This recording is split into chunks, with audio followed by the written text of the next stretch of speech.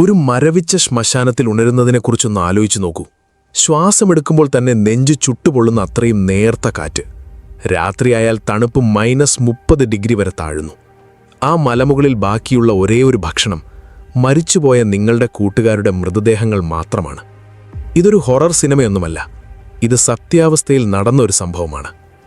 Andes പർവ്വതനിരകളിൽ ഉയരെ 16 പേർ 72 ദിവസമാണ് നരകയാതന അനുഭവിച്ച് ജീവനോടെ ഇരുന്നത്. ജീവൻ നിലനിർത്താൻ അവർ ചെയ്ത കാര്യങ്ങൾ ഇന്നും ലോകത്തെ ഞെട്ടിച്ചുകൊണ്ടിരിക്കുകയാണ്. ഫ്ലൈറ്റ് 571ന്റെ യഥാർത്ഥ കഥയാണ്. 1972 ഒക്ടോബർ 13 ആ സംഭവം നടക്കുന്നത്. ഒരു യങ് റഗ്ബി ടീമുമായി പോയ പ്ലെയിൻ ഉറുഗ്വേയിൽ നിന്ന് ചിലിയിലേക്ക് ഫ്ലൈറ്റ് എടുത്തു. 45 പേരായിരുന്നു ആ പ്ലെയിനിലുണ്ടായിരുന്നത്. ചിരിച്ചും തമാശ പറഞ്ഞും മാച്ചിന്റെ എക്സൈറ്റ്മെന്റിലുമായിരുന്നു എല്ലാവരും. ഏതാനും മണിക്കൂറുകൾക്കുള്ളിൽ തങ്ങളുടെ ലൈഫ് രണ്ടാകുമെന്ന് ആ പ്ലെയിനിലുണ്ടായിരുന്ന ആരും സ്വപ്നത്തിൽ പോലും വിചാരിച്ചിരുന്നില്ല. മലമുകളിലെ ആ ദുരന്തത്തിനു മുൻപുള്ള ലോകവും അതിനുശേഷമുള്ള ലോകവും. അടുത്തതായി നടന്ന കാര്യം ഹ്യൂമൻ ഹിസ്റ്ററിയിലെ തന്നെ ഏറ്റവും എക്സ്ട്രീമായ ഒരു സർവൈവൽ സ്റ്റോറിയായി മാറുകയായിരുന്നു. സയന്റിസ്റ്റുകൾ ഇന്നും സ്റ്റഡി ചെയ്തുകൊണ്ടിരിക്കുന്ന ഹ്യൂമൻ മൈൻഡിന്റെ ചില സീക്രട്ടുകൾ ഇതിനുള്ളിൽ ഒളിഞ്ഞിരിപ്പുണ്ട്.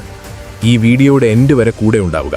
കാരണം മനുഷ്യ ശരീരത്തിനും മനസ്സിനും തകർന്നു പോകുന്നതിനു മുൻപ് എത്രത്തോളം താങ്ങാൻ കഴിയുമെന്ന് വീഡിയോ കഴിയുമ്പോഴേക്കും നിങ്ങൾക്ക് വ്യക്തമായി മനസ്സിലാകും. ആ ഫ്ലൈറ്റ് യാത്ര തുടക്കത്തിലെ പ്രോബ്ലത്തിലായിരുന്നു. ബാഡ് വെതർ കാരണം പൈലറ്റുമാർക്ക് അർജന്റീനയിൽ നൈറ്റ് ഹോൾട്ട് ചെയ്യേണ്ടി വന്നു. വീണ്ടും ഫ്ലൈറ്റ് സ്റ്റാർട്ട് ചെയ്തപ്പോൾ കട്ടിയുള്ള മേഘങ്ങൾ പ്ലെയിനിനെ കംപ്ലീറ്റായി മൂടി. ആൻഡീസ് പർവ്വതനിരകൾക്ക് മുകളിലൂടെ ബ്ലൈൻഡായി പ്ലെയിൻ ഫ്ലൈ ചെയ്യാൻ ശ്രമിച്ച പൈലറ്റുമാർക്ക് വലിയൊരു കാൽക്കുലേഷൻ മിസ്റ്റേക്ക് പറ്റി. പർവ്വതനിരകൾ കവർ ചെയ്ത് കഴിഞ്ഞു എന്നാണ് അവർ വിചാരിച്ചത്. എന്നാൽ ആയിരുന്നില്ല. സെക്കൻഡുകൾക്കുള്ളിൽ പ്ലെയിൻ ഭീകരമായ സ്പീഡിൽ ഒരു പർവ്വത ശിഖരത്തിൽ ചെന്നിടിച്ചു. പ്ലെയിനിന്റെ വിങ്സ് തകർന്നുപോയി. ടെയിൽ പാർട്ട് വേർപെട്ട് അതിലുണ്ടായിരുന്ന കുറച്ച് പാസഞ്ചേഴ്സുമായി അത് അഗാധതയിലേക്ക് പതിച്ചു. പ്ലെയിനിന്റെ ബാക്കി ഭാഗം ഒരു മെറ്റൽ സ്ലെഡ് പോലെ ഐസിന്റെ കടുപ്പമേറിയ ചരിവിലൂടെ ഭയങ്കര സ്പീഡിൽ താഴേക്ക് സ്ലൈഡ് ചെയ്ത് ഒടുവിലൊരു സ്നോ വോളിലേക്ക് ഇടിച്ചു നിന്നു. സൈലൻസ്, പിന്നെ നിലവിളികൾ. അതിനുശേഷം ആ നിലവിളിയേക്കാൾ പേടിപ്പെടുത്തുന്ന മറ്റൊന്ന് സംഭവിച്ചു. തങ്ങൾ എവിടെയാണെന്ന് അവിടെ ബാക്കിയുള്ളവർ റിയലൈസ് ചെയ്യുന്ന ആ നിമിഷം.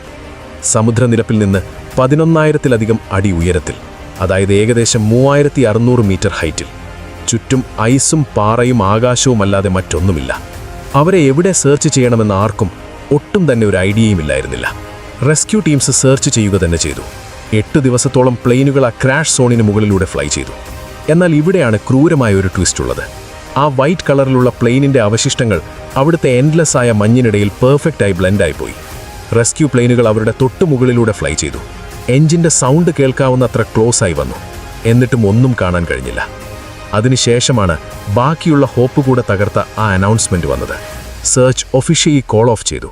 അവർ ഡെഡ് ആണെന്ന് കൺഫേം ചെയ്തു. ആ നിമിഷത്തെക്കുറിച്ചൊന്ന് തിങ്ക് ചെയ്ത് നോക്കൂ. ചുറ്റും മഞ്ഞും ബോഡികളും മാത്രം. ഒരു ചെറിയ ട്രാൻസിസ്റ്റർ റേഡിയോയിലൂടെ വേൾഡ് മുഴുവൻ നിങ്ങളെ സെർച്ച് ചെയ്യുന്നത് സ്റ്റോപ്പ് ചെയ്തുവെന്ന് കേൾക്കുന്ന ആ നിമിഷം ഭൂരിഭാഗം ആളുകൾക്കും ഹോപ്പ്ഫുള്ളി നഷ്ടപ്പെടുന്ന മൊമെന്റ് ആയിരിക്കും അത്. എന്നാൽ ഈ സർവൈവേഴ്സിന് അത് ഷോക്കിംഗ് ആയ മറ്റൊരു തിരിച്ചറിവുന്ന നിമിഷമായിരുന്നു. ജീവിക്കണമെങ്കിൽ തങ്ങളെ സേവ് ചെയ്യാൻ ആരും വരില്ല. തങ്ങൾ സെൽഫായി ഹെൽപ്പ് ചെയ്യേണ്ടി വരും. വീക്സ് പാസ് ചെയ്തു പോയി. പ്ലെയിനിലുണ്ടായിരുന്ന ഭക്ഷണം, ചോക്ലേറ്റും വൈനും കുറച്ച് ക്രാക്കേഴ്സും ഒക്കെ പണ്ടേ തീർന്നിരുന്നു. പശിയടക്കാൻ സ്യൂട്ട് കേസിലെ ലെതറും കോട്ടൺ സ്റ്റഫിങ്ങുമൊക്കെ തിന്നാൻ അവർ ട്രൈ ചെയ്തു. അവരുടെ ബോഡി തന്നെ സ്വയം കൺസ്യൂം ചെയ്തു തുടങ്ങിയിരുന്നു. അതിനുശേഷമാണ് ഈ സ്റ്റോറിയെ എന്നേക്കുമായി മാറ്റിയ, ഡെക്കേഡ്സ് കഴിഞ്ഞിട്ടും വേൾഡ് ഇപ്പോഴും രഹസ്യമായി സംസാരിക്കുന്ന ആ ഒരു ഡിസിഷനിലേക്ക് അവരെത്തിയത്.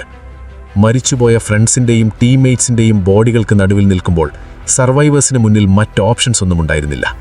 അന്തസ്സോടെ പട്ടിണി കിടന്ന് മരിക്കുക, അല്ലെങ്കിൽ മരിച്ചവരുടെ ഫ്ലഷ് കഴിച്ച് ജീവിക്കുക. അവരിൽ ഭൂരിഭാഗവും സ്ട്രിക്റ്റ് കത്തോലിക്കളായിരുന്നു. തങ്ങളുടെ ലൈഫിലെ ഏറ്റവും ടഫായ മോറൽ ആൻഡ് സ്പിരിച്വൽ ഫൈറ്റായിരുന്നു അതെന്നും ദിവസങ്ങളോളം സ്ട്രഗിൾ ചെയ്ത ശേഷമാണ് അത് ചെയ്യാൻ കഴിഞ്ഞതെന്നും ചിലർ പിന്നീട് പറഞ്ഞു. ഒരു സർവൈവർ ഇതിനെ വിശേഷിപ്പിച്ചത് ഒരു തരം കമ്മ്യൂണിയൻ പോലെയാണ്. അതായത് ജീവിച്ചിരിക്കുന്നവരെ ലൈവായി നിലനിർത്താൻ ഡെഡ് ബോഡീസ് ഹെൽപ്പ് ചെയ്യുന്ന ഒരു ആദരവായിട്ട്. അത് ഈസിയായി എടുത്ത ഒരു ഡിസിഷൻ ആയിരുന്നില്ല.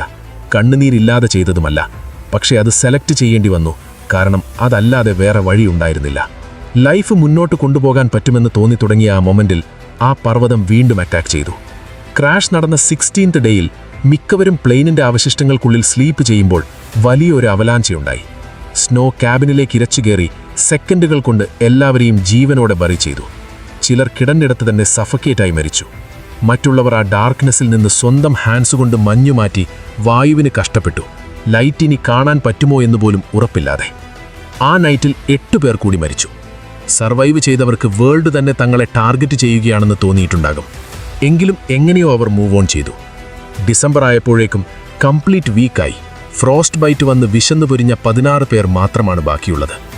അവരിൽ 3 പേർ, നാൻഡോ പരാഡോ, റോബർട്ടോ കനസ, അന്റോണിയോ വിസിന്തിൻ, ക്രേസി എന്ന് തോന്നുന്ന ഒരു ഡിസിഷൻ എടുത്തു. അവർ ക്ലൈംബ് ചെയ്ത് പുറത്തു കിടക്കും. ഒരു ഈസി സ്ലോപ്പിലൂടെയല്ല, മറിച്ച് എർത്തിലെ തന്നെ ഏറ്റവും ടോളസ്റ്റ് മൗണ്ടൻ റേഞ്ചസിന് മുകളിലൂടെ. സീറ്റ് കുഷൻസും റഗ്ബി ഗിയറും കൊണ്ടുണ്ടാക്കിയ മേക്ക് ഷിഫ്റ്റ് സ്നോ ഗിയറുകൾ വെച്ച് യാതൊരു ക്ലൈംബിംഗ് എക്സ്പീരിയൻസോ മാപ്പോ ഇല്ലാതെ അവർ ട്രെക്കിംഗ് സ്റ്റാർട്ട് ചെയ്തു. ഫസ്റ്റ് സ്ട്രെച്ചിന് ശേഷം വിസിന്തിൻ തിരികെ പോയി തന്റെ ഫുഡ് വിഹിതം ബാക്കിയുള്ളവർക്ക് കൊടുത്തു. അങ്ങനെ ആ ഫൈനൽ പുഷ് 2 പേരിൽ മാത്രമായി. 10 ഡേയ്സ് ബ്ലിസാർഡിലൂടെയും റോക്ക് ക്ലിഫുകളിലൂടെയും ഫ്രീസിംഗ് നൈറ്റ്സിലൂടെയും സോക്സിൽ റാപ്പ് ചെയ്ത മാംസകഷ്ണങ്ങളും വിൽ പവറും മാത്രം വെച്ച് പരാഡോയും കനസയും മുന്നോട്ട് നടന്നു. ഒടുവിലൊരു മിറക്കിൾ പോലെ ദൂരെ അവർക്ക് ഇമ്പോസിബിളായ ഒരു കാഴ്ച കാണാൻ കഴിഞ്ഞു. ഒരാൾ ഹോഴ്സ് റൈഡിംഗ് നടത്തുന്നു. ഒരു റിവറിനക്കരെയുള്ള ആ മനുഷ്യന് ഉറഞ്ഞു തുള്ളി സ്കെലിറ്റൻ പോലെ നിലവിളിക്കുന്ന ആ 2 പേർ വേൾഡ് മുഴുവൻ മരിച്ചു എന്ന് കരുതിയ പ്ലെയിൻ ക്രാഷിലെ സർവൈവേഴ്സ് ആണെന്ന് ഒട്ടും ഐഡിയയില്ലായിരുന്നു. റെസ്ക്യൂ ഹെലികോപ്റ്റേഴ്സ് ആ ക്രാഷ് സൈറ്റിലെത്തിയപ്പോൾ, അതായത് ആക്സിഡന്റ് കഴിഞ്ഞ് 72 ഡേയ്സിന് ശേഷം, വേൾഡ് അമ്പരന്നുപോയി. ഇമ്പോസിബിളായ സിറ്റുവേഷനെയും ഫൈറ്റ് ചെയ്ത് 16 പേർ ജീവനോടെ ഇരിക്കുന്നു. എന്നാൽ ആ സെലിബ്രേഷൻ പെട്ടെന്ന് കോംപ്ലിക്കേറ്റഡായി. അവരെങ്ങനെ സർവൈവ് ചെയ്തു, അതിനായി അവർക്ക് എന്തൊക്കെ ചെയ്യേണ്ടി വന്നു എന്ന റിയൽ സ്റ്റോറി ഔട്ടായതോടെ ചിലർ അവരെ ഹ്യൂമൻ എൻഡ്യൂറൻസിന്റെ ഹീറോസ് എന്ന് വിളിച്ചു. മറ്റു ചിലർ ഷോക്കോടെയും ജഡ്ജ്മെന്റിലായുമാണ് റിയാക്ട് ചെയ്തത്. എന്നാൽ ആ സർവൈവേഴ്സ് ഒരിക്കലും സഹതാപമോ അപ്രൂവലോ ആഗ്രഹിച്ചിരുന്നില്ല. ഒരേ ഒരു റിയൽ ഫാക്റ്റ് വേൾഡ് മനസ്സിലാക്കണമെന്ന് മാത്രമേ അവർ ആഗ്രഹിച്ചുള്ളൂ.